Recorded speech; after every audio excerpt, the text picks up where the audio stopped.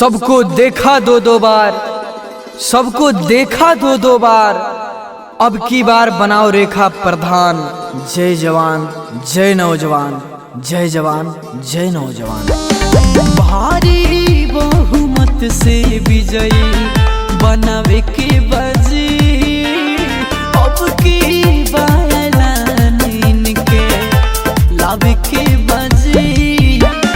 देवी के जितावे के बजी, इनके विजयी बनावे के बजी। एड़ोरा से जितावे के बजी, इनके मुखिया बनावे के बजी।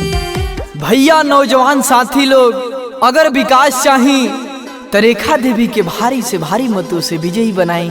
हम आप सबसे बता दें कि जब रेखा देवी कुछ नहीं की तो इतना काम करत रही, इतना विकास करत रही। तो ए भैया, अगर आप सब सेवा के मौका दे दे हम तो सोची कितना विकास हुई, कितना काम करिए।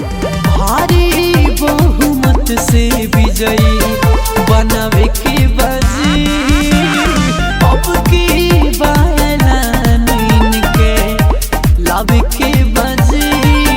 रेखा देवी के जितावे के बजी, उनके विजयी बनावे के बजी। आप सबसे हम कहम कि आप सब एकदम ना सोची केहू के झांसा में ना आई, सीधे सीधे जाके रेखा देवी के ही विजयी बनाई, रेखा देवी के ही विजयी बनाई। रेखा देवी जिंदाबाद जिंदाबाद जिंदाबाद, अजय सिंह जिंदाबाद जिंदाबाद जिंदाबाद, रघुराम की जनता जिंदाबाद जिंदाबाद। कुंवर स्टूडियो आरा।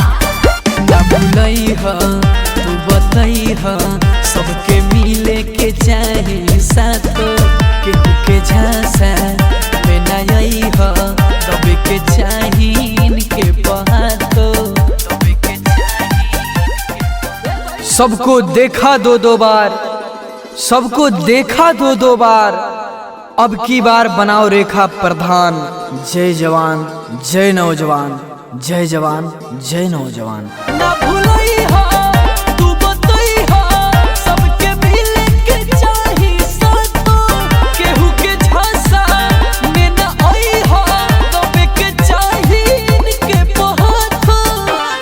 सबके कल्याण होई भैया अब की बार जी, इनके हाथ होई अब की गाँव के सुधार जी। रेखा देवी के जितावे के बजी, इनके विजयी बनावे के बजी। एड़ोरा से जितावे के बजी, इनके मुखिया बनावे के बजी। भैया नौजवान साथी लोग, अगर विकास चाहिए तो रेखा देवी के भारी से भारी मतों से विजयी बनाई। हम आप सबसे बता दें कि जब रेखा देवी कुछ नहीं की तो इतना काम करत रही, इतना विकास करत रही। तो ए भैया, अगर आप सब सेवा के मौका दे दे हम तो सोची कितना विकास हुई, कितना काम करिए। रेखा देवी जिंदाबाद जिंदाबाद जिंदाबाद, अजय सिंह जिंदाबाद जिंदाबाद जिंदाबाद, रघुराम की जनता जिंदाबाद जिंदाबाद।